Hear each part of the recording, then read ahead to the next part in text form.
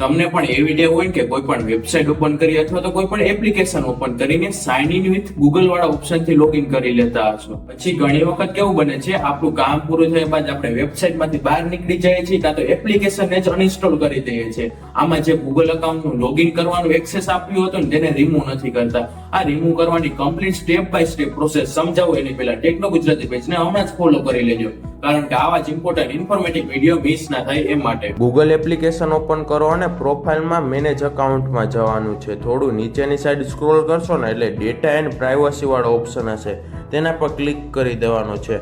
આમાં થોડા નીચેની સાઈડ જશો એટલે third party app and service વાળો ઓપ્શન હશે, તેમાં જવાનું છે. અને અહીંયા જે પણ એપ્લિકેશન અને વેબસાઇટનું લિસ્ટ આવે ને તેમાં તમારું ગૂગલ અકાઉન્ટ સાઇન ઇન કરેલું હશે.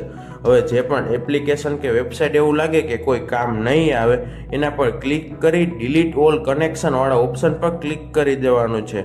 હવે જે ગૂગલ અકાઉન્ટનો એક્સેસ આપેલો હતો ને તે રિમૂવ થઈ જવાનો છે. આ વિડીયો ખૂબ જ કામનો છે તો તમારા મિત્રો સાથે પણ શેર કરવાનું ના ભૂલતા.